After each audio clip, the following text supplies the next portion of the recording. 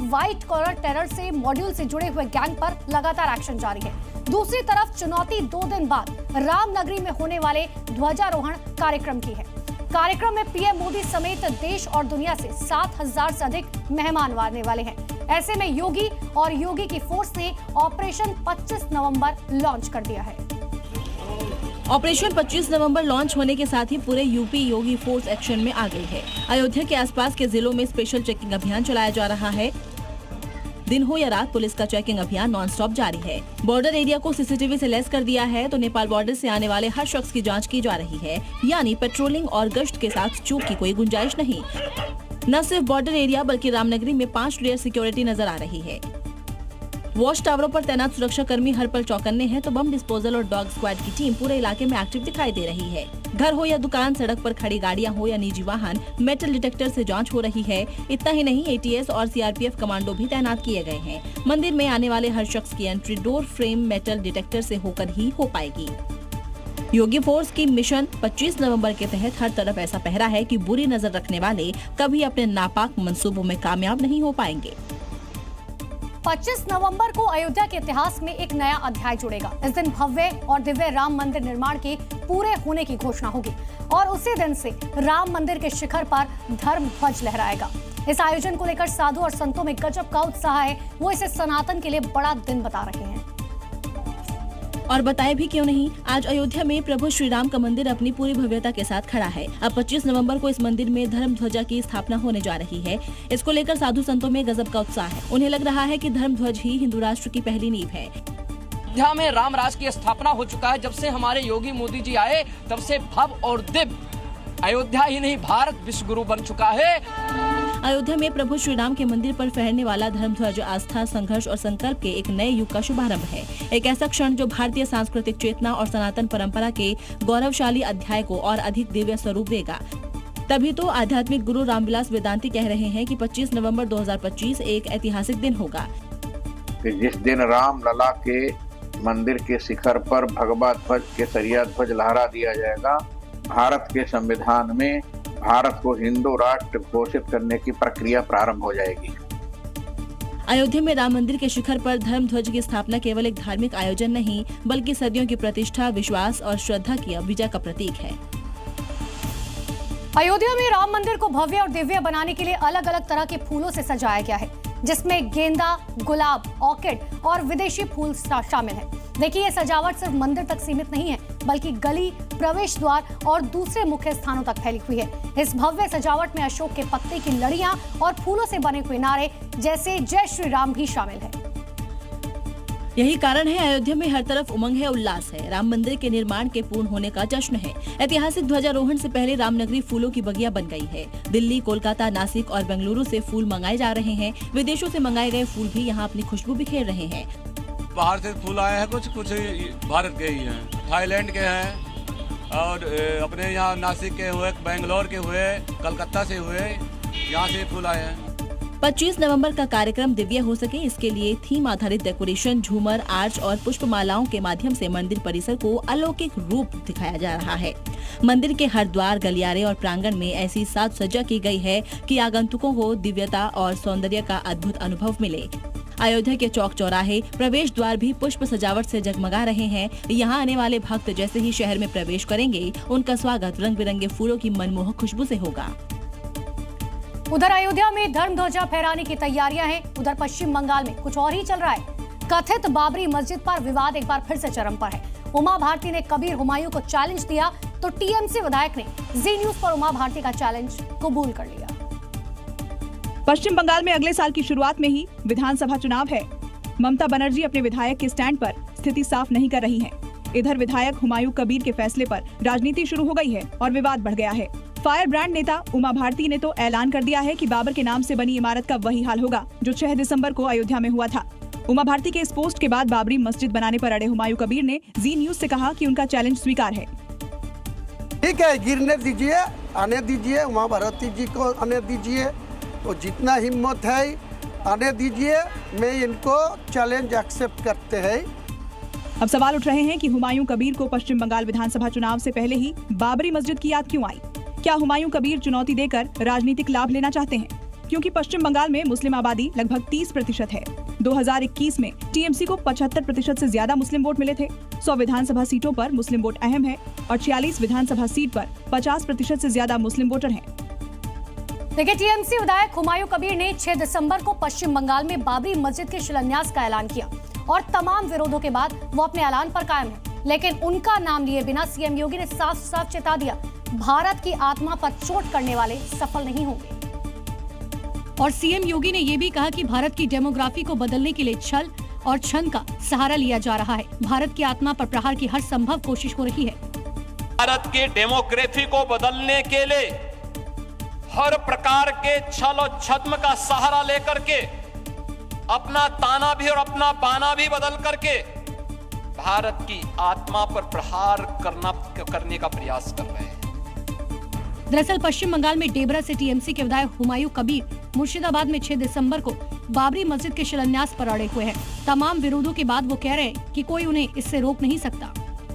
ये मस्जिद बनेगी बनेगी बनेगी, कोई रोक सकता नहीं। भारत में धर्म को मानने की सबको आजादी है, लेकिन धर्म के नाम पर नफरत फैलाने वालों की किसी को इजाजत नहीं। बाबरी विध्वंस की बरसी पर बाबरी मस्जिद की नींव रखने का ऐलान हुमायूं कबीर के इरादे को जता रहा है।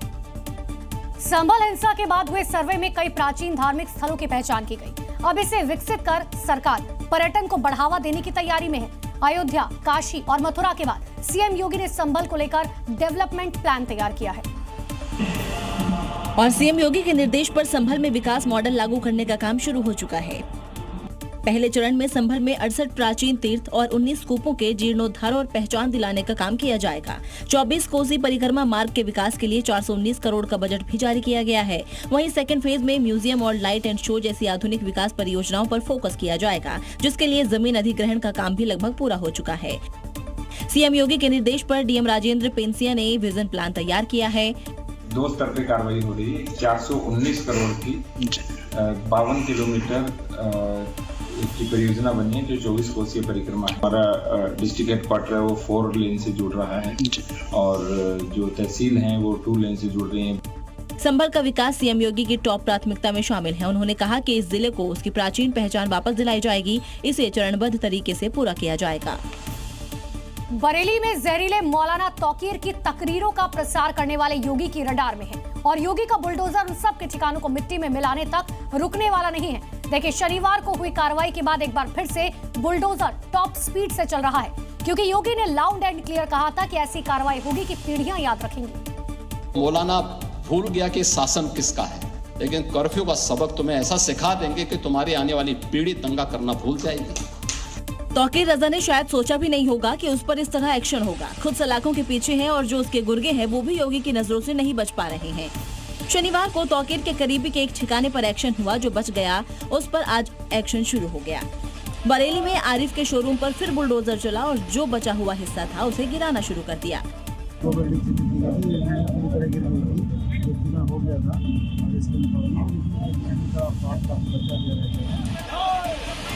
बरेली विकास प्राधिकरण ने दिवाली से पहले शोरूम को सील किया था और दिवाली के बाद एक बार फिर कार्रवाई शुरू हो गई। इस एक्शन के बाद बरेली को हिंसा की आग में झोंकने वाले की मौलाना की पीढ़ियां याद रखेंगी, क्योंकि योगी जो बोलते हैं वो 100% करते हैं। गुजरात के भावनगर में आज भूपेंद्र पटेल के बुलडोजर के गरजने की आवाज सुनाई दी। अवैध तरीके से बनाए गए मदरसे के हिस्से को ढाने के लिए बुलडोजर वाली कार्रवाई की गई। ड्रोन तस्वीरों से देखिए कैसे पीला पंजा चला। दरअसल भावनगर के अकवादा में सड़क निर्माण का काम किया जाना था। सड़क किनारे एक मदरसा बना हुआ था। जांच करने पर पता चला कि मदरसे का कुछ हिस्सा कब्जा करके बनाया गया है। फिर क्या था, बुलडोजर को स्टार्ट कर दिया गया। कार्रवाई से पहले नोटिस दिया गया, कानूनी कार्रवाई की गई और फिर आज सुबह कई बुलडोजर मदरसे के बाहर जाकर खड़े हो गए। ऑर्डर मिला और पीले पंजे ने अवैध निर्माण को मिट्टी में मिलाना शुरू कर दिया।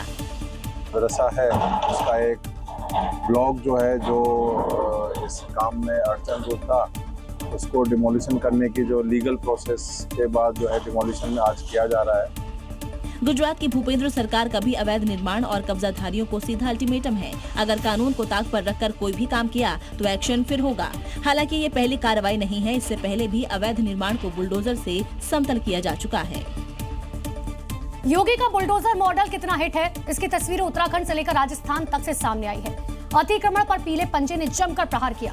कई सरकारी जमीन पर अतिक्रमण था तो कई अवैध तरीके से घर बना लिए गए थे। देवभूमि उत्तराखंड के विकासनगर में बुलडोजर एक्शन देखने को मिला तो राजस्थान की राजधानी जयपुर में भी इसी तरह की कार्रवाई दिखी। विकासनगर में उत्तराखंड जल विद्युत निगम की जमीन पर अतिक्रमण किया गया था और आज भारी पुलिस प्रशासन की मौजूदगी में अतिक्रमण पर बुलडोजर चलाकर जमीन को खाली कराया गया। बता दें कि हाईकोर्ट के आदेश के बाद शक्ति नहर के किनारे 600 से ज्यादा अतिक्रमण वाली जगह चिन्हित की गई थी। इससे पहले करीब 300 अतिक्रमण वाली जगह पर एक्शन हुआ था। राजस्थान के पिंक सिटी में भी भजनलाल शर्मा के पीले पंजे का एक्शन देखने को मिला। जोन 5 में सरकारी जमीन पर अवैध तरीके से कब्जा किया गया था। अवैध तरीके से बने 3 मकान और बाउंड्री वॉल को अतिक्रमण मुक्त कराया गया। जीडीए डीआईजी के निर्देश पर हुई इस कार्रवाई के साथ ही कब्जा करने वालों को भी मैसेज दिया गया है। बिहार में सम्राट चौधरी के पद संभालते ही जमीन पर पुलिस की सख्ती दिखने लगी है। अपराधियों पर अब सीधे एक्शन हो रहा है। बेतिया में पुलिस अनोखे अंदाज में फरार बदमाश के घर पहुंची और कार्रवाई की गई। बेतिया में पुलिस का एक्शन मोड साफ नजर आया, जहां राजपुर मठिया गांव में 2 साल से फरार चल रहे आरोपी के घर पुलिस बैंड बाजे के साथ पहुंची। तस्वीरों में साफ दिखाई दे रहा है। गांव में ढोल डुगडुगी बजाते हुए पुलिस टीम आगे बढ़ती है और आरोपी के घर के बाहर नोटिस चस्पा करती है। पुलिस ने बदमाश के घर वालों को साफ हिदायत दी कि आरोपी या तो कोर्ट में सरेंडर कर दें, वरना कोर्ट के आदेश पर घर की कुर्की की कार्रवाई की जाएगी। कल भी बेगूसराय में पुलिस का बड़ा एक्शन देखने को मिला था, जहां पुलिस ने हत्यारोपी को लंगड़ा कर दिया। लगातार हो रही कार्रवाइयों से साफ है कि बिहार पुलिस ने अब अपराधियों पर नकेल कसने के लिए अभियान तेज कर दिया है और जीरो टॉलरेंस की नीति को सख्ती से लागू किया जा रहा है। यूपी में बड़े स्तर पर एसआईआर यानी स्पेशल इंटेंसिव रिवीजन प्रक्रिया शुरू हो गई है, लेकिन कई जिले ऐसे हैं जो एसआईआर को लेकर लापरवाही बरती जा रही है और इसी को ध्यान में रखते हुए मुख्यमंत्री योगी आदित्यनाथ ने अधिकारियों पर बड़ी कार्रवाई की। गौतम बुद्ध नगर में एक्शन लेते हुए 60 बूथ लेवल अधिकारियों और 7 सुपरवाइजर के खिलाफ एफआईआर दर्ज हुई। क्योंकि एसआईआर को इन बूथ लेवल अधिकारियों और सुपरवाइजरों ने गंभीरता से नहीं लिया। रामपुर में भी एसआईआर में लापरवाही बरतने पर बीएलओ को सस्पेंड कर दिया गया, क्योंकि आरोप है कि वक्त पर फॉर्म मुहैया नहीं कराए जा रहे हैं। लोगों को एसआईआर को लेकर जागरूक नहीं किया जा रहा है। बीएलओ की तरफ से घर घर जाकर एसआईआर प्रक्रिया नहीं की जा रही है। लोगों को काफी दिक्कतों का सामना करना पड़ रहा है। एसआईआर में लापरवाही बरतने को लेकर CM Yogi Adityanath action mode में है। गौतम बुद्ध नगर में 60 बीएलओ और 7 सुपरवाइजरों पर एफआईआर दर्ज की गई। रामपुर में 1 बीएलओ को सस्पेंड कर दिया गया, जबकि 4 का मानदेय रोक दिया गया। बांदा में 2 बीएलओ पर कार्रवाई करने का आदेश दिया गया। सीएम योगी आदित्यनाथ का संदेश साफ है, एसआईआर को लेकर किसी भी तरह की लापरवाही बर्दाश्त नहीं की जाएगी। जमीयत उलेमाए हिंद के प्रमुख मौलाना अरशद मदनी के बयान पर बवाल मचा हुआ है। दरअसल मदनी ने न्यूयॉर्क और लंदन के मेयर का जिक्र कर कहा कि भारत में मुसलमान किसी यूनिवर्सिटी का वीसी नहीं बन सकता, जिस पर बीजेपी और हिंदू संगठनों ने कड़ी प्रतिक्रिया व्यक्त की और मौलाना मदनी से इस बयान के लिए माफी मांगने को कहा है। एक कार्यक्रम में मौलाना मदनी ने दिल्ली ब्लास्ट में गिरफ्तार लोगों के बारे में चर्चा करते हुए कहा कि अल फलाह में क्या हो रहा है, कौन लोग जेल में हैं, कोई नहीं जानता कि आरोपी कब तक जेल में रहेंगे। इस दौरान मौलाना मदनी ने हिंदुस्तान के मुसलमानों के लिए कुछ ऐसा कहा कि उस पर बवाल मचने लगा। एक आदमी न्यूयॉर्क का मेयर बन सकता है ममदानी, लंदन के अंदर मेयर बन सकता है एक खान, हिंदुस्तान के अंदर किसी मुस्लिम यूनिवर्सिटी का कोई आदमी वाइस चांसलर नहीं बन सकता, और अगर बनेगा तो आजम खां की तरह जेल के अंदर जाएगा। बीजेपी ने मौलाना मदनी के बयान की घोर निंदा की है और माफी मांगने की मांग की है। ये कहना कि कहीं का वाइस चांसलर नहीं बन सकता, ये बहुत गैर जिम्मेदाराना बयान है। मौलाना अरशद मदनी को माफी मांगनी चाहिए, क्योंकि आतंकी मामलों में कार्रवाई धर्म देखकर नहीं अपराध देखकर होती है और किसी यूनिवर्सिटी में वीसी की नियुक्ति उसकी योग्यता पर होती है। दिल्ली ब्लास्ट मामले में हो रही कार्रवाई से मौलानाओं के पेट में दर्द शुरू हो गया है। जमीयत उलेमाए हिंद के अध्यक्ष अरशद मदनी ने जांच एजेंसियों पर ही सवाल उठा दिए। ऑल इंडिया इमाम ऑर्गेनाइजेशन चीफ इमाम उमर इलियासी ने आपत्ति जताते हुए मदनी को आतंकवादी का समर्थक बता दिया। मतलब आतंकवाद के मुद्दे पर भाईजान यानी मौलाना और मदनी ही आमने सामने आ गए हैं। हिंदुस्तान के अंदर किसी मुस्लिम यूनिवर्सिटी का कोई आदमी वाइस चांसलर नहीं बन सकता। कौम, गवर्नमेंट मुल्क की आजादी के बाद इस पर लगी हुई है कि मुसलमान को सर नहीं उठाने देना है। देश के माहौल को खराब करने जैसा बयान है कि उन्होंने आतंकवाद का समर्थन किया है, आतंकवादियों का समर्थन किया है। दिल्ली ब्लास्ट मामले में जैसे जैसे जांच बढ़ रही है, इसमें शामिल आतंकवादी और अल फलाह यूनिवर्सिटी के कनेक्शन पर बड़े बड़े खुलासे हो रहे हैं। लेकिन कुछ लोग देश में माहौल बिगाड़ने के लिए आतंकियों का साथ देने से बाज नहीं आ रहे हैं। व्हाइट कॉलर टेरर के आतंकी मुजम्मिल और उमर पर बड़ा खुलासा हुआ। दोनों ही दिल्ली दहलाने की साजिश में शामिल तो थे, लेकिन दोनों अलग अलग आतंकी संगठन से इत्तेफाक रखते थे। खुलासा ये भी हुआ कि पैसों को लेकर दोनों के बीच विवाद हुआ था। आतंकी उमर ISIS को अपना आदर्श मानता था, तो मुजम्मिल का झुकाव अलकायदा वाली विचारधारा की तरफ था। सूत्रों के मुताबिक आतंकी उमर खुद को कश्मीर में बुरहान वानी और जाकिर मूसा की आतंकवादी विरासत का उत्तराधिकारी मानता था। विचारधारा, हमले के तरीके और फाइनेंशियल मुद्दों पर अलग राय थी और इसी वजह से उमर अदील की शादी में नहीं गया था। खुलासा ये हुआ कि हमले के लिए आतंकियों ने खुद भी पैसे जुटाए थे, लेकिन इन्हीं पैसों को लेकर उमर और मुजम्मिल में टकराव हो गया था। डॉक्टर उमर और डॉक्टर मुजम्मिल के बीच पैसों को लेकर विवाद हो गया।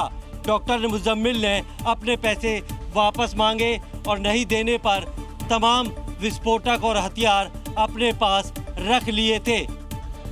सूत्रों की माने तो फंडिंग का बड़ा हिस्सा शाहीन शाहिद अंसारी से मिला था, लेकिन पैसों के विवाद के चलते आतंकी बड़ा हमला करने में नाकाम रहे। दिल्ली ब्लास्ट मामले में जम्मू कश्मीर पुलिस की बड़ी कार्रवाई देखने को मिली। वहां स्टेट इन्वेस्टिगेशन एजेंसी यानी कि SIA ने श्रीनगर से AC टेक्नीशियन को गिरफ्तार कर लिया। आरोप है कि तुफैल नियाज भट्ट ने ही दिल्ली ब्लास्ट के आतंकी डॉक्टर उमर को हथियार सप्लाई किए थे, जिसकी मदद से दिल्ली ब्लास्ट के साथ साथ देश को दहलाने की साजिश थी। जम्मू कश्मीर में जैश-ए-मोहम्मद मॉड्यूल की जांच में हर दिन नए खुलासे हो रहे हैं। स्टेट इन्वेस्टिगेशन एजेंसी यानी SIA ने दिल्ली ब्लास्ट मामले में AC टेक्नीशियन को धर दबोचा। आरोप है कि तुफैल नियाज भट्ट नाम के AC टेक्नीशियन ने व्हाइट कॉलर टेरर मॉड्यूल को हथियार सप्लाई किए थे। आरोप है कि तुफैल ने डॉक्टर उमर को AK-47 मुहैया कराई थी। ये वही AK-47 थी जो डॉक्टर अदील के लॉकर से बरामद हुई थी, यानी तुफैल के जरिए डॉक्टर उमर तक फिर अदील तक पहुंची।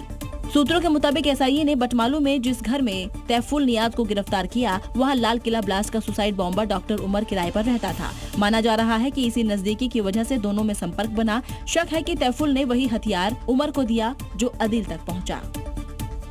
बिजनौर में CMO को निजी अस्पताल में प्रैक्टिस करना भारी पड़ गया। जैसे ही राज्य महिला आयोग की टीम ने छापा मारा, CMO साहब वॉशरूम में जाकर छिप गए। इसके बाद क्या हुआ, इस रिपोर्ट में देखिए। दरअसल राज्य महिला आयोग को शिकायत मिली थी। अस्पताल में निजी प्रैक्टिस की शिकायत के बाद जब टीम पहुंची तो CMO साहब वॉशरूम में जा छिपे। काफी हंगामे के बाद वो बाहर निकले। मिल गए?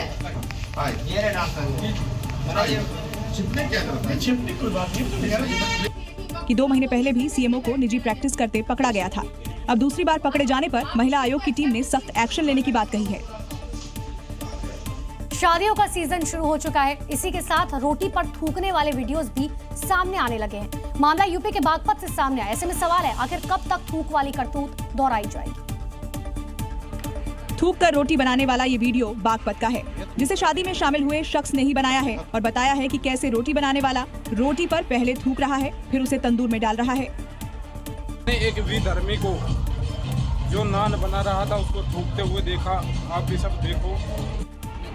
युवक ने पूरा वीडियो अपने मोबाइल में कैद कर वायरल किया है और लोगों से अपील की है कि ऐसे लोगों का ध्यान रखकर शादी में बुलाएं। फिलहाल पुलिस ने वायरल वीडियो के आधार पर जांच शुरू कर दी है। थूक रहा, देख लो। यूपी के प्रयागराज में भीषण आग का तांडव देखने को मिला। कुछ ही मिनटों में आग ने फर्नीचर की दुकान को खाक कर दिया। आसपास लोगों की भीड़ जमा हो गई। दूर से आसमान छूता धुएं का गुबार दिखाई दिया।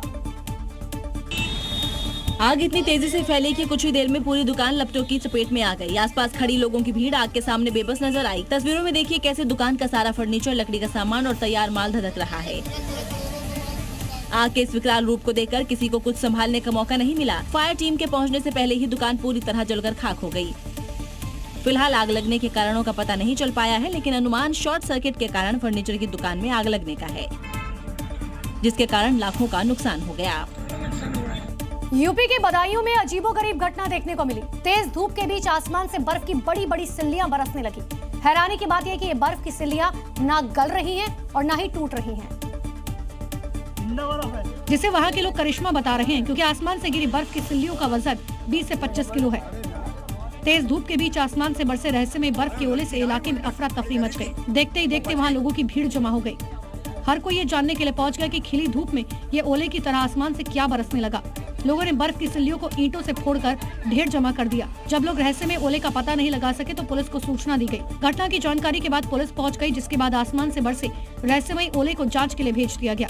हालांकि लोगों के बीच रहस्य बना हुआ है कि आखिर ये है क्या।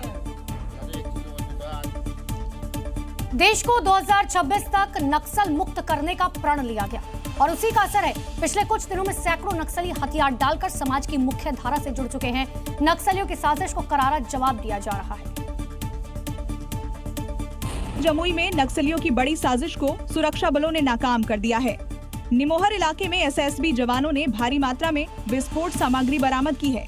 चेकिंग के दौरान सुरक्षा बलों को 2 जगहों पर विस्फोटक सामग्री मिली। इस दौरान विस्फोटक मौके पर ही डिफ्यूज कर दिया गया। भारी मात्रा में विस्फोटक को एक गुफे में छिपाया गया था। सुरक्षा बलों के चेकिंग के दौरान 24 मीटर हाई एक्सप्लोसिव वायर और 2 किलोग्राम गन पाउडर बरामद हुआ। इस दौरान एसएसबी जवानों ने जंगल के आसपास पूरे इलाके की सघन जांच की।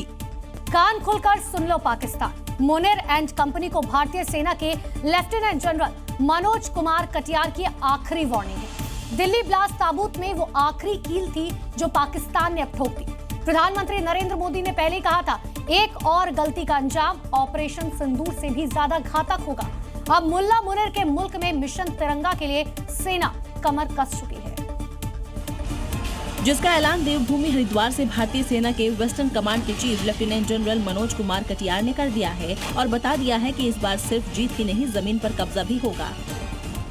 जो हमारी अल्टीमेट जीत है, वो चाहे 71 की जीत हो, चाहे 65 की जीत हो, तो जब तक हम जमीन पर कब्जा नहीं करेंगे तो पाकिस्तान मानेगा नहीं कि हम जीत गए हैं। मई में हुए ऑपरेशन सिंदूर से दुश्मन को भारी नुकसान पहुंचा है और अब एक्सरसाइज राम प्रहार इसी कड़े जवाब की तैयारी है, जिसमें जवानों को हर मोर्चे पर युद्ध में फतह के लिए तैयार किया गया है। साइबर से लेकर के केमिकल, न्यूक्लियर, बायोलॉजिकल सभी तरह की लड़ाई की हमारी तैयारी है। लेफ्टिनेंट जनरल मनोज कुमार कटियार ने साफ शब्दों में कहा कि इस युद्धाभ्यास और तैयारी का मकसद क्या है। वेस्टर्न कमांड मिशन तिरंगा के लिए कमर कस चुकी है, जिससे पाकिस्तानी हुक्मरान परेशान हैं और उनकी रातों की नींद उड़ चुकी है। उत्तराखंड के हरिद्वार में रैम प्रहार अभियान के तहत सेना के जवानों ने युद्ध अभ्यास किया। किसी भी स्थिति से निपटने के लिए टैंक, हेलीकॉप्टर और आधुनिक हथियारों के साथ ट्रेनिंग की गई। रैम प्रहार से पाकिस्तान जैसे दुश्मनों की नींद उड़ गई, क्योंकि इसकी गूंज सरहद पार तक जा रही है। क्योंकि देवभूमि के घने जंगल इन दिनों भारतीय सेना के बड़े युद्ध अभ्यास गूंज से भर गए। झिलमिल झील फॉरेस्ट रेंज इलाके में टैंकों की आवाज, हेलीकॉप्टरों की उड़ान और गंगा किनारे गूंजती गड़गड़ाहट ने पूरे इलाके का माहौल बदल दिया।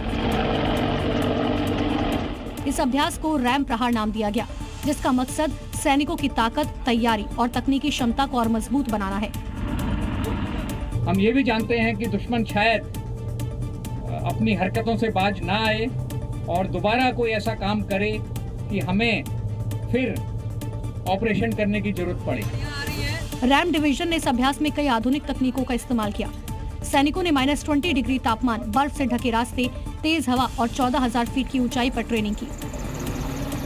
रैम प्रहार से पाकिस्तान भी खौफ में आ गया, क्योंकि सैन्य अभ्यास का क्या लेवल रहा होगा जिसने दुश्मन की रूह कपा दी। दिल्ली में एडमिनिस्ट्रेटिव सिस्टम को आसान बनाने के लिए दिल्ली सरकार अब रेवेन्यू डिस्ट्रिक्ट की सीमाएं फिर से बनाने की प्लानिंग कर रखी है। देखिए, अभी दिल्ली में 11 जिले हैं, जिन्हें बढ़ाकर 13 किया जाएगा। इसी तरह सब डिवीजन की संख्या 33 से बढ़ाकर 39 की जा रही है। इस प्रस्ताव को कैबिनेट से मंजूरी मिल चुकी है और अब ये उपराज्यपाल को भेजा जाएगा। उनकी मंजूरी के बाद नई सीमाएं लागू हो जाएंगी। अभी दिल्ली में 11 जिले हैं। हर जिले का मुखिया डीएम होता है। ये सभी डीएम अपने अपने दफ्तरों में काम करते हैं। वही एमसीडी 12 जोन में बटा हुआ है। इस जोन को डिप्टी कमिश्नर संभालते हैं। इसके अलावा नई दिल्ली जिले के अंदर एनडीएमसी का इलाका लुटियन जोन एक अलग इकाई है। नए जिले निगम जोन के आधार पर होंगे। लोगों को अपने काम के लिए अलग अलग दफ्तरों के चक्कर नहीं लगाने पड़ेंगे। रेखा सरकार की योजना है कि 13 जिलों में 13 मिनी सचिवालय हो, जहां एक ही कैंपस में कई विभागों से जुड़े काउंटर या दफ्तर होंगे, जहां कानून व्यवस्था को छोड़कर बाकी सभी विभागों से संबंधित काम एक ही जगह पर निपट सके। महाराष्ट्र के पुणे में आदमखोर तेंदुए से दहशत फैल गई है, क्योंकि हर दिन तेंदुआ किसी न किसी को अपना निवाला बना रहा है। तेंदुए के आतंक को देखते हुए प्रशासन ने बड़ा फैसला लिया। तेंदुए प्रभावित इलाके में एआई कैमरास लगाए गए, जिससे इलाके में तेंदुआ दिखने पर लोगों को अलर्ट किया जा सके। इसके लिए प्रशासन ने एआई कैमरों को जगह जगह पर लगाया है। इन एआई कैमरों की खासियत है कि जैसे ही आदमखोर तेंदुआ दिखता है, तेज आवाज में सायरन बजने लगता है। सायरन बजते ही लोग अपने घरों में चले जाते हैं। खेत में काम करने वाले किसान अलर्ट हो जाते हैं। पुणे के कई इलाकों में तेंदुए ने आतंक मचा रखा है, जिससे परेशान होकर लोगों ने प्रशासन के खिलाफ अनोखा प्रदर्शन किया। लोगों ने खुद को पिंजरे में कैद करके वन विभाग के खिलाफ नारेबाजी की। भारी विरोध को देखते हुए वन विभाग ने तेंदुओं को पकड़ने के लिए इलाके में AI कैमरे के साथ पिंजरे लगा दिए हैं, क्योंकि तेंदुए अब तक कई लोगों को अपना शिकार बना चुके हैं। यूपी में ऑपरेशन लंगड़ा का असर साफ तौर पर दिख रहा है, क्योंकि जो अपराधी अपराध के रास्ते पर चल रहे थे वो लंगड़ा होने के बाद माफी मांग रहे हैं, जो बता रहा है यूपी में क्राइम रेट कितनी तेजी से गिर रहा है। गलती होगी, बस मुझे माफ कर दो, अपना करने का। गाजियाबाद का ये वो बदमाश है जो शायद भूल गया था कि ये योगी का प्रदेश है, जहां अगर क्राइम करोगे तो अपराधी का नाम योगी फोर्स की बुलेट पर लिखा जाएगा, और जब वो बुलेट चलेगी तो फिर इस तरह का ही हश्र होगा। गलती होगी, बस मुझे माफ कर दो, अपना करने का। ये तो सिर्फ गाजियाबाद की तस्वीर है। मेरठ, मऊ और हरदोई में भी योगी की पुलिस का अपराधियों पर एक्शन जारी है। मेरठ में 25,000 के इनामी शौकत को पुलिस ने गिरफ्तार किया है। आरोपी ने कुछ दिन पहले चेन स्नैचिंग की थी। वहीं दूसरी जगह हुई मुठभेड़ में आरोपी यश को कंधे के सहारे चलने पर मजबूर कर दिया था। मऊ में ज्वेलरी शॉप और ग्राहक सेवा केंद्र से चोरी के मामले में फरार 2 आरोपी पकड़े गए हैं। मुठभेड़ के दौरान एक चोर के पैर में गोली लगी है, जिसे अस्पताल में भर्ती कराया गया है। हरदोई में भी 2 अंतर्राज्यीय बदमाशों को लंगड़ाकर चलने के लिए मजबूर कर दिया गया। आरोपियों के पास से मुठभेड़ के बाद 2 तमंचे, कारतूस, बाइक और करीब 30,000 रुपए बरामद किए गए हैं। लगातार एक्शन यूपी में छिपे अपराधियों को वार्निंग है। यूपी के सहारनपुर में अचानक 100 से ज्यादा लोगों के आईफोन बंद हो गए, जिसके बाद लोग परेशान हो गए। ये सभी फोन एक ही दुकान से खरीदे गए थे। खरीदारों ने दुकानदार के खिलाफ मामला भी दर्ज करवाया, क्योंकि दुकानदार ने इन सबके साथ बहुत बड़ा धोखा किया है, जिसके बाद ये थाने में शिकायत दर्ज कराने पहुंचे हैं। सहारनपुर में गीतांजलि नाम की इसी दुकान में सैकड़ों लोगों ने आईफोन खरीदी थी। खरीदने के कुछ दिन बाद ही खराबी आने लगी। शुरू में तो पैसे लेकर दुकानदार ने मरम्मत कर दी, लेकिन इस दुकान से बेचे गए सभी आईफोन एक साथ बंद हो गए। सर, मैंने एप्पल का फोन लिया था 40,000 का, तो मैंने पहले नीले कलर का फोन लिया था, तो उसका 2-3 दिन बाद मतलब कैमरा खराब हो गया था। तो अभी उन्होंने दूसरा फोन दिया। सर, ये पूरा फाइनल है, फिर भी ये बंद हो गया। थाने में शिकायत दर्ज कराने पहुंचे इन लोगों का आरोप है कि दुकानदार ने नया बताकर पुराना और असेंबल्ड फोन बेच दिया, जो 3-4 दिन तो ठीक चला, फिर अचानक बंद हो गया। पूरी कीमत चुकाने के बाद भी दुकानदार जिम्मेदारी नहीं ले रहा है। पुलिस ने दुकानदार के खिलाफ मामला दर्ज कर लिया है और जाँच के बाद कार्रवाई का भरोसा दिया है। लेकिन जिन लोगों ने इस दुकान से महंगा आईफोन खरीदा है, वो अब ठगा महसूस कर रहे हैं। बिहार के सीतामढ़ी में अतिक्रमण हटाने गई टीम को उस वक्त हाई वोल्टेज ड्रामे का सामना करना पड़ा, जब एक महिला ने बुलडोजर कार्रवाई के खिलाफ मोर्चा खोल दिया। गाली गलौज करती हुई महिला हाथापाई तक पहुंच गई। ये तस्वीरें उसी हाई प्रोफाइल ड्रामे की कहानी बयां कर रही है। सरकारी जमीन पर बने अतिक्रमण को हटाने जब पुलिस और प्रशासन की टीम मौके पर पहुंची, तो एक महिला अचानक घर से बाहर निकल आई। सबसे पहले स्कूटी पर रखा हेलमेट उठाकर जमीन पर जोर से पटक दिया। इसके बाद वो पुलिस अधिकारियों से बहस करने लगी और भद्दी गालियां देने लगी। पुलिस ने कई बार उसे शांत कराने की कोशिश की। समझ गए ना? तुम सरकारी काम में बाधा मत डालो। अफसर लगातार समझाते रहे, लेकिन युवती का आक्रोश कम नहीं हुआ। गाली गलौज, धक्का मुक्की, हर तरह से वो टीम पर कार्रवाई रोकने का दबाव बनाती रही। आसपास लोगों की भीड़ जमा हो गई, लेकिन प्रशासन पीछे नहीं हटा। सुरक्षा घेरा बनाकर पुलिस टीम ने हालात काबू में किए और आखिरकार सरकारी जमीन पर खड़े अतिक्रमण पर बुलडोजर चला दिया। राजस्थान के 12 में चोरी की घटना को अंजाम दिया गया। चोर ज्वेलरी की दुकान से भारी मात्रा में आभूषण और कैश लेकर फरार हो गए। ये पूरी घटना वहां लगे कैमरे में रिकॉर्ड हो गई, जिसमें चोर ज्वेलरी की दुकान में घुसता दिखाई दिया। उसके हाथ में एक झोला है। सबसे पहले उसने इधर उधर देखा। जब उसे आसपास हलचल नहीं दिखी तो अपने काम में लग गया। सबसे पहले उसने काउंटर से आभूषण निकाले, इसके बाद काउंटर में रखे पैसों को निकाला और अपने थैले में रख लिया। इस दौरान उसने सीसीटीवी को बंद करने की कोशिश की, लेकिन कामयाब नहीं हो सका। चोरी की घटना को अंजाम देकर आरोपी फरार हो गए।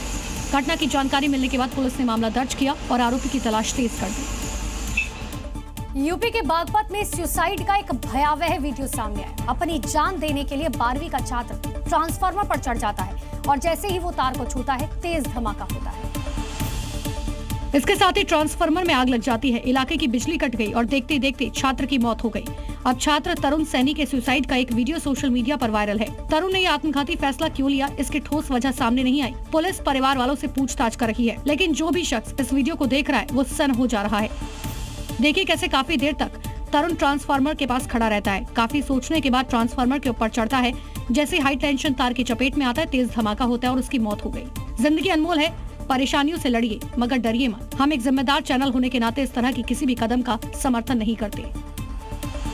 मध्य प्रदेश के जबलपुर में सिलेंडर में अचानक से ब्लास्ट हो गया। सिलेंडर फटने से घर में आग लग गई, जिससे रखा हुआ सारा सामान जलकर राख हो गया। गनीमत रही कि घर में मौजूद लोगों को बाहर निकाल लिया गया, लेकिन मकान पूरी तरह से तबाह हो गया।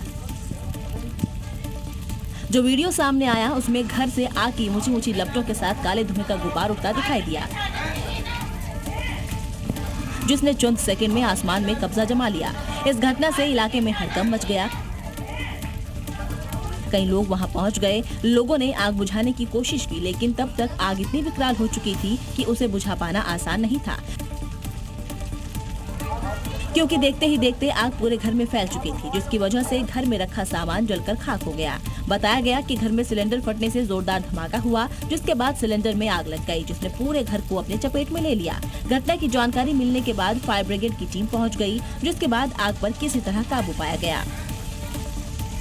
यूपी के बाराबंकी से एक हैरान करने वाला मामला सामने आया। शहर के एक मशहूर कचौड़ी भंडार की सब्जी में मरी हुई छिपकली मिलने से हड़कंप मच गया। वीडियो वायरल भी हो गया। ये तस्वीरें गुप्ता जी की स्वादिष्ट कचौड़ियां नाम की दुकान की है, जहां बड़ी लापरवाही सामने आई है। एक ग्राहक यहां से कचौड़ी और सब्जी खरीदकर घर ले गया, लेकिन जैसे ही खाना शुरू किया, सब्जी में मरी हुई छिपकली निकल आई।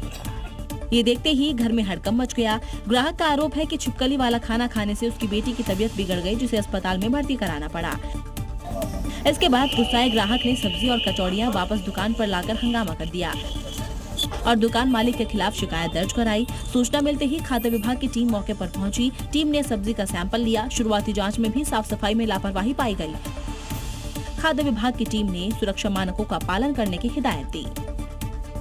यूपी के सहारनपुर में बंदरों का आतंक थमने का नाम नहीं ले रहा। इलाके में दहशत का माहौल है और इसी बीच बंदर ने एक बार फिर से एक व्यक्ति पर हमला कर दिया। फुटेज में शख्स पर हमला होता हुआ साफ दिखाई दिया।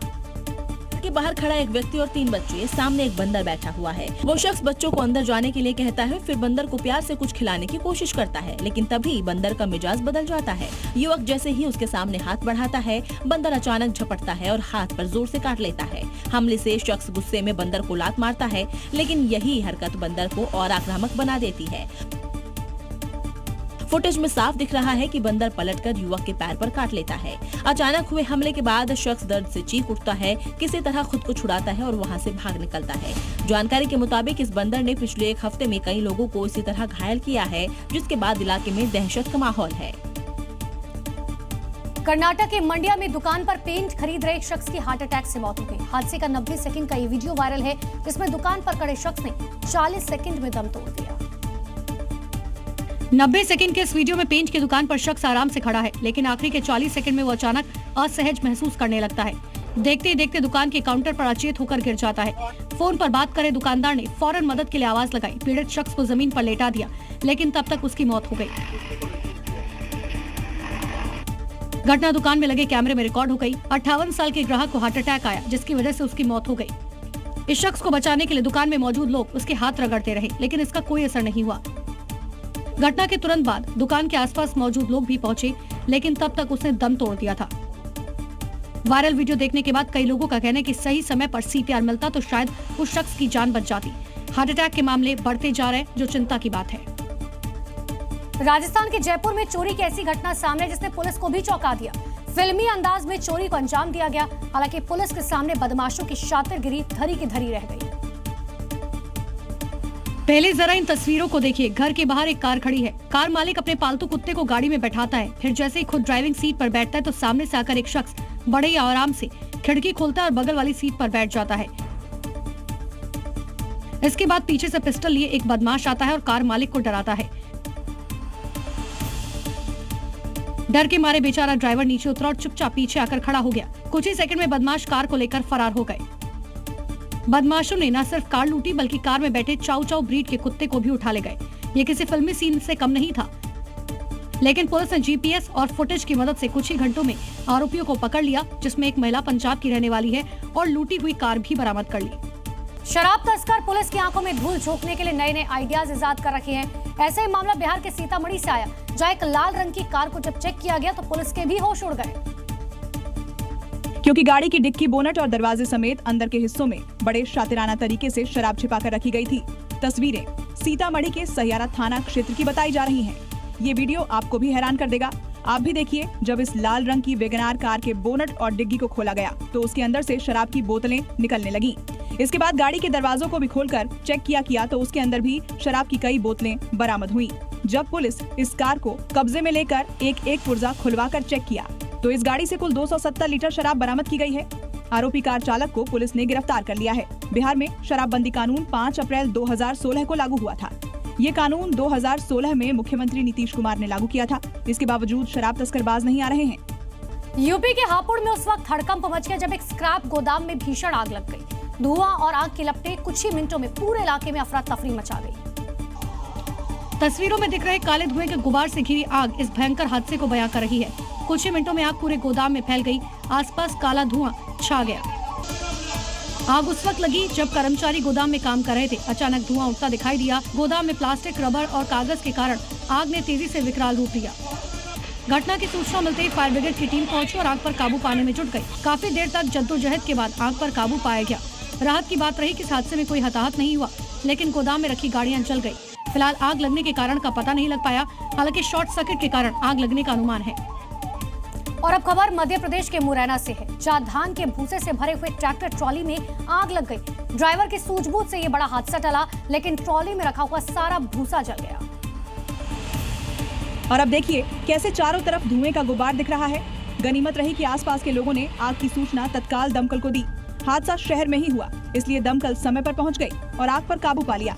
नहीं तो इस हादसे में ट्रॉली के साथ साथ ट्रैक्टर भी जल जाता। आशंका जताई जा रही है कि शादी समारोह में की गई आतिशबाजी की कोई चिंगारी ट्रॉली में भरे धान के भूसे में जा गिरी और आग सुलग गई। चलते ट्रैक्टर में उस चिंगारी से सूखे भूसे को हवा लगी और आग ने विकराल रूप ले लिया। ये थी खबरें 7 बजे की। कल फिर होगी बात पते की। नमस्कार।